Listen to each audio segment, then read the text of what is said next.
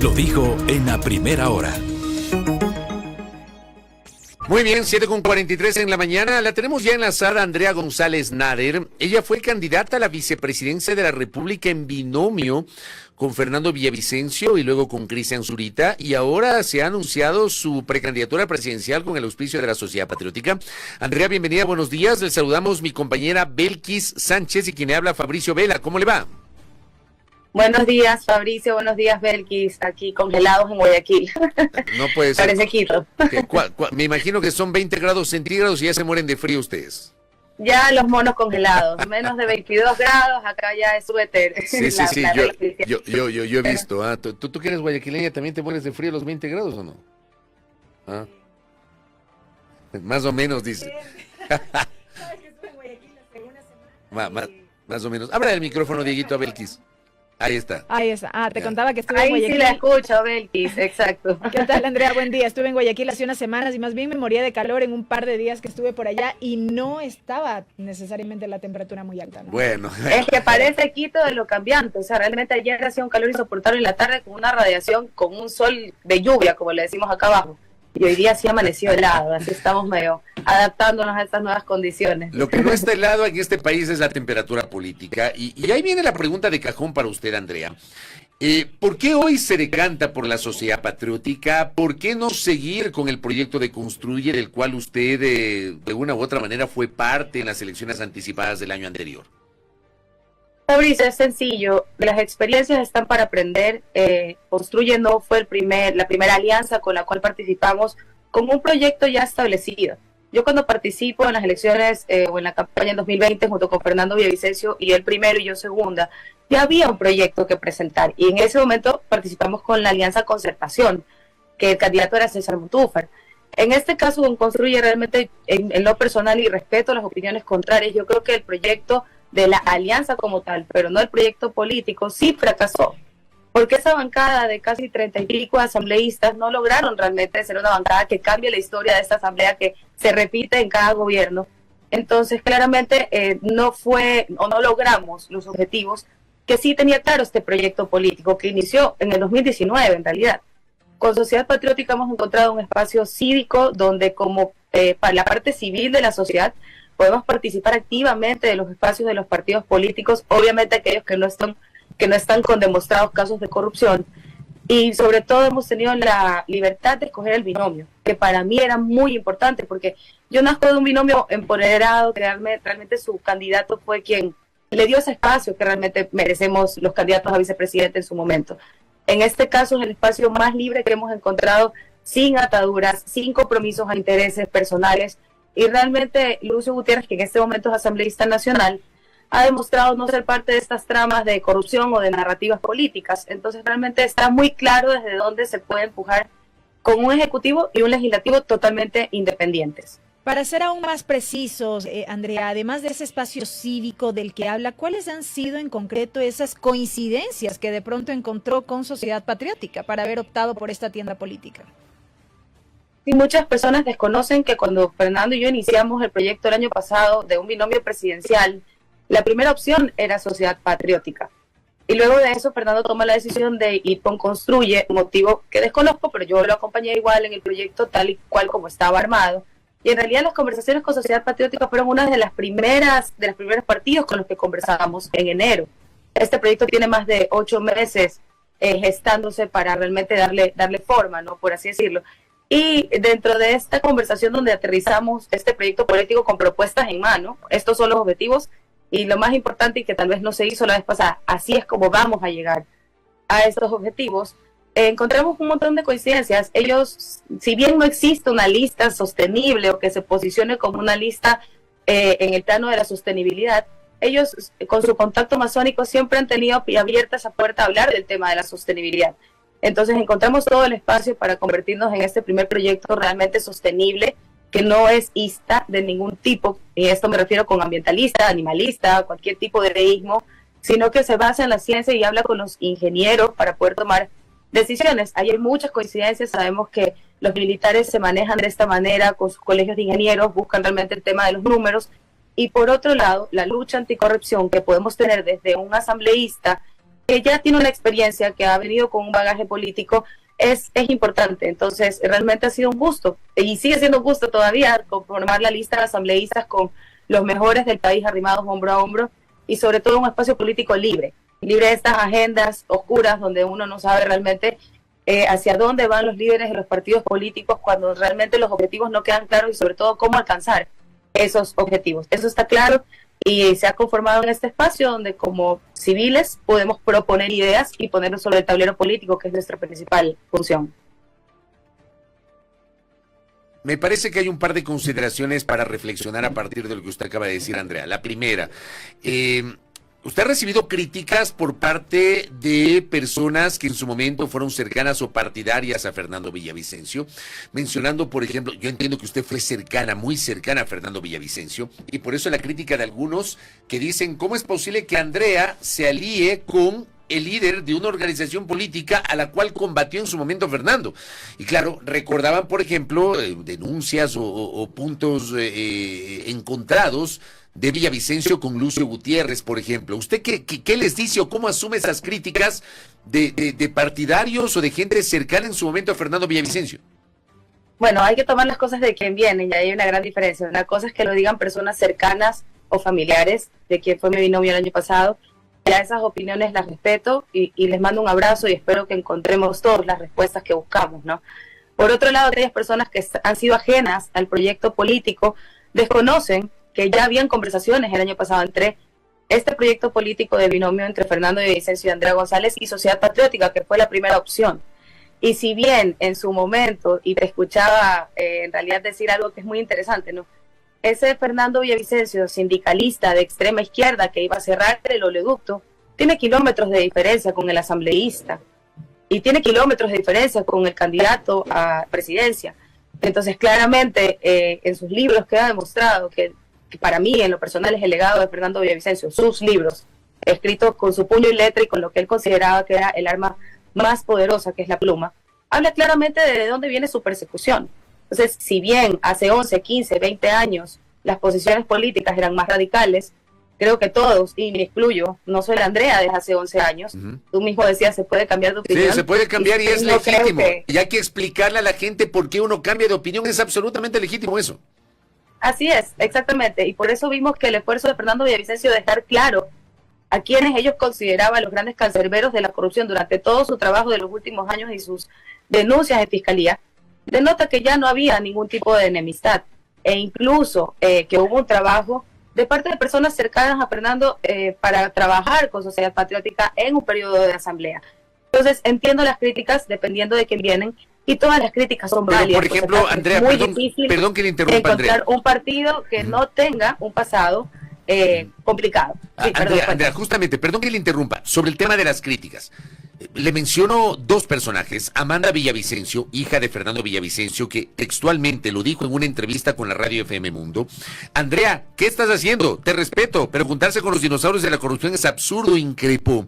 Dice la nota que Andrea Villavicencio le cuestionó a Andrea González por lanzar su precandidatura con el partido Sociedad Patriótica, auspiciado por Lucio Gutiérrez. Recordó que el expresidente persiguió políticamente a su padre. Y en el mismo contexto, la señora Verónica Zarauz se opuso en su momento a esto, criticó también esto públicamente. ¿Usted cómo asume estas críticas, tanto de la señora Zarauz cuanto de Amanda Villavicencio?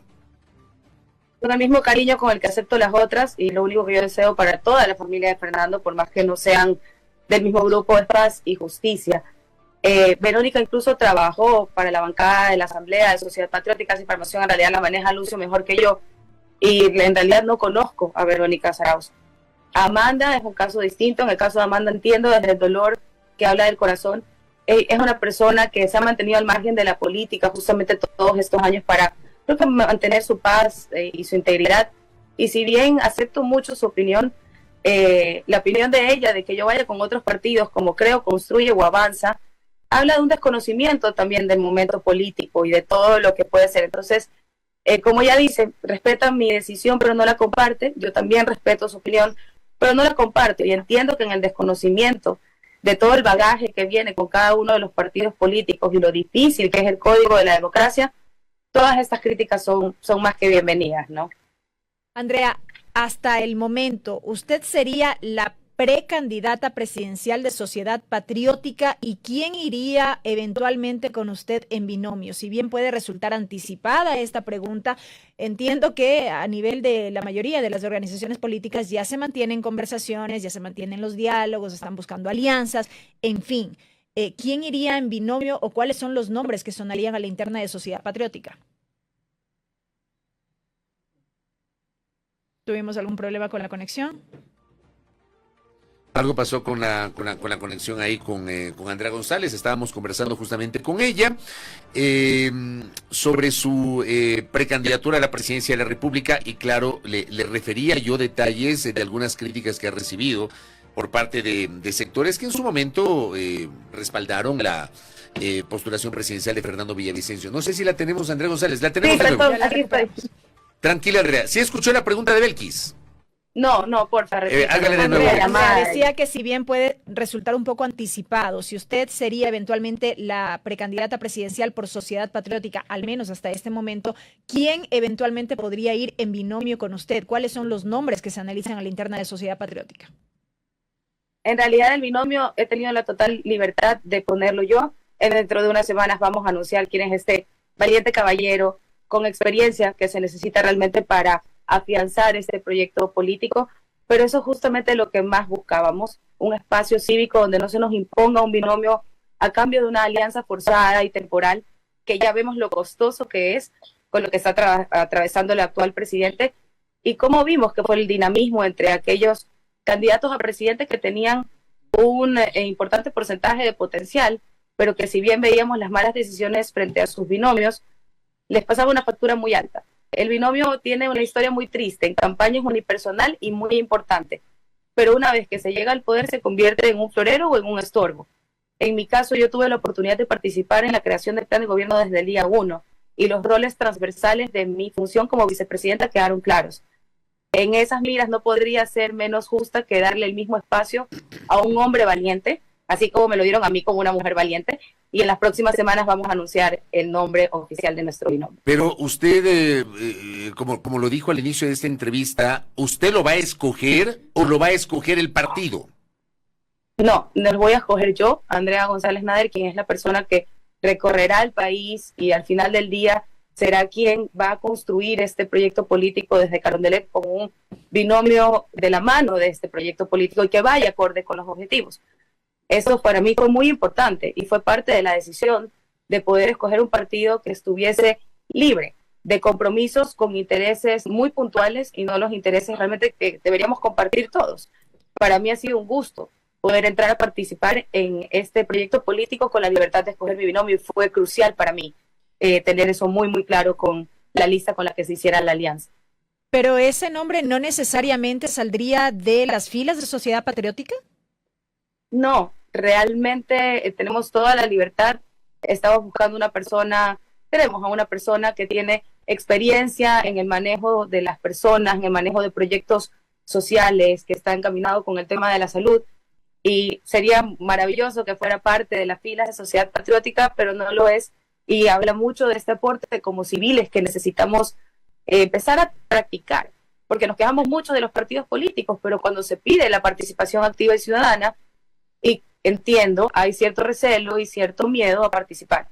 Entonces somos el ala civil de esta alianza y el binomio presidencial justamente implica o expone eso, cómo se puede participar desde el ala civil cuando hay partidos que piensan en el bienestar común y dejan este espacio abierto para que todos participemos. Hemos hablado mucho, esta ha sido la primera oportunidad que tenemos para conversar con usted luego de los anuncios de su precandidatura con la Sociedad Patriótica. Hemos tratado de explorar justamente ese escenario. Ahora, ¿usted por qué quiere llegar a la presidencia de la República? ¿Cuál es su plan central? ¿Rescata algo o parte del programa de gobierno que en su momento presentaron con Fernando Villavicencio? ¿O usted redefinirá una nueva propuesta en función del Ecuador de hoy, estimada Andrea? Nosotros estamos iniciando un plan de gobierno borrón y cuenta nueva. Lo que yo me estoy llevando son esas propuestas en territorio que se fueron recogiendo durante ya más de un año, de estar en prácticamente una campaña no por una presidencia, sino por salvar este país. Participamos por la urgencia con la que requiere el país que participemos. Quien fue mi compañero de lucha decía, Ecuador es una chalina de muchos colores y él se refería a que las soluciones en territorio son tan variadas como nuestras etnias. Si alguien cree que con una varita mágica desde Carondelet se pueden solucionar todos los problemas de este país, realmente estamos equivocados. Y la información que tenemos es tan valiosa, la cantidad de soluciones que tenemos a la mano requiere que el país lo escuche. Nuestro fin aquí es tener un debate presidencial de ideas y no de cosas ni de personas. La idea aquí es tener una papeleta donde se pueda escoger entre 2 sistemas distintos o 3 sistemas distintos para solucionar nuestros problemas y no entre el menos corrupto o lo que menos mal se nos proponga en ese momento. Esto es una batalla a largo plazo. Yo le digo el juego corto y el juego largo, por así decirlo. Y nuestra participación también habla de un relevo generacional. Es necesario que los millennials, que somos una generación que ha sido muy criticada, entendamos que en estos momentos los puestos de poder del mundo dependen de nosotros y de nuestra participación activa e informada. Entonces, creo que me siento en todo el derecho de, como candidata, precandidata o ex candidata a la vicepresidencia, pegarle un jalón de orejas a mi generación, que realmente se siente muy cómoda en esta posición apolítica y es principal responsable de, por ejemplo, la asamblea que tenemos en estos momentos, que es uno de los principales piedras en el zapato que tiene el país. Entonces, también queremos invocar a ese sentido nacionalista y de responsabilidad para quienes votamos y nos creemos ajenos a este mundo político y que entendamos que somos nosotros quienes estamos escribiendo esa historia. Esperamos que hayan cada vez más personas que participen en la política de esta manera, de una manera real y objetiva. Lo que te estoy proponiendo son ideas, no una persona. De la manera más dura aprendimos que las personas se van y aún así el mensaje puede quedar. Entonces es importante que la política de este país deje de ser mala palabra y a eso venimos. Andrea González, y en esta crítica usted también incluye a los que votaron por el presidente Daniel Noboa, que digamos en un primer momento no figuraba con opciones, y él crece y logra pasar a la segunda vuelta básicamente la última semana previa a la elección de aquel domingo 20 de agosto del año pasado. Para todos fue una sorpresa, incluyo, pero también habla de una lectura errónea del electorado. Y de eso también hablan mucho las encuestas que se están realizando.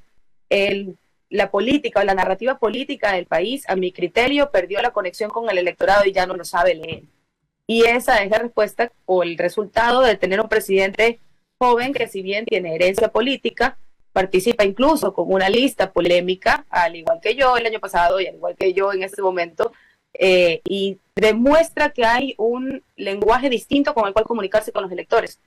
Entonces, sí creo que muestra de esto es esta candidatura que él mismo lo dice en una entrevista, tenía pocas probabilidades de lograrse, pero se logró y ahí está. Y vemos que hay un electorado que sigue de todas maneras fiel a esa causa. Entonces, es un momentum político del país que si aquellas listas que no están coludidas por casos de corrupción comprobados quieren mantenerse dentro de este proceso democrático que debería ser la participación de los partidos políticos, tienen que empezar a ponerse lentes porque definitivamente no están leyendo el electorado y es parte de ese nuevo reto de esta elección, ¿no? Nos enfrentamos a un electorado que está buscando ahora información para tomar las decisiones que en realidad en todo momento les he dicho, ¿no? Hay 2 momentos en los que tenemos superpoderes, cuando compramos y cuando votamos, pero todavía no hemos ejercido ese poder como debemos. Andrea, y le robo 30 segundos de su tiempo porque sé que tiene otra entrevista para cerrarla. Ideológicamente, ¿en qué espectro se ubica usted? ¿Con qué comulga? ¿En qué cree? Ideológicamente hablando. Espero que no me diga que no tiene ideología porque ahí sí me muero, ¿ah? No, pero en la realidad te voy a decir algo peor. Creo yo, y es mi visión y respeto las de otros, que en el mundo entero las extremas izquierdas y derechas están muriéndose. Extremas izquierdas y derechas. Creo que ya no hay cabida después del 2020 que se hizo un reseteo de lo que considerábamos que eran sociedades establecidas y creo que buscamos un centro pragmático. ¿Por qué digo que soy centro? Porque en el plano económico pienso que debemos liberar al emprendedor de la vacuna hacia arriba, le digo yo. La cantidad de impuestos y trabas que tenemos para proteger una economía legal que lucha en territorio contra la ilegal, y no hablo solamente de los narcotraficantes, hablo de la plata ilegal metida en negocios, entre comillas, legales, contra los que compiten el emprendedor sano, un emprendedor con impuestos, un emprendedor que tiene que pagar los intereses del banco y no pudo vender ni un café porque no salió el permiso. Hablamos de liberar esa economía sana porque es la única manera de protegerla. Y en el plano social, Ecuador tiene una deuda con la justicia social en general. Hablo de salud y ambiente y educación, enorme. Entonces hablamos de que asciende a 1.9 billones de dólares el pasivo ambiental en la Amazonía por los réditos petroleros, y entramos a la era de la minería también a ciegas. Entonces hablamos de una justicia ambiental necesaria para recuperar la salud y la educación de este país. Por eso nos tenemos que clasificar como centro, porque ambas de las opciones, en lo social y en el plano económico, serían clasificadas como polos opuestos bajo este criterio añejo y ancestral, que vemos con desazón también que en Ecuador no se ha sabido realmente llevar una bandera de lucha. Estas ideologías que normalmente se caracterizan, izquierda por la justicia social o la protección ambiental o la protección a los vulnerables, y la derecha por el dinamismo económico, la libertad, ninguno de los dos están trabajando para eso. Entonces la realidad es que aquí yo sí considero que la derecha y la izquierda no existe, y en el mundo estamos cambiando hacia temas más pragmáticos. Creo que el tema ambiente se ha convertido ya no en un tema de campaña, sino un interés real del electorado, y creo que por fin es el momento para que los ingenieros ambientales entremos con todo el bagaje de sostenibilidad que hemos querido poner en la cancha, pero que nunca se quiso realmente poner la atención que necesitaba. Correcto, Andrea González, gracias por el tiempo, y habrá otra oportunidad para conversar. Ojalá que cuando venga por Quito la podemos recibir acá en el estudio. Claro que sí, encantada. Muy gentil, Andrea, gracias. Andrea González Nader, precandidata a la presidencia de la República por el Partido Sociedad Patriótica. Con esta primera aproximación es la primera oportunidad que tenemos de conversar con ella. Primera plana, todas las noticias, todas las voces.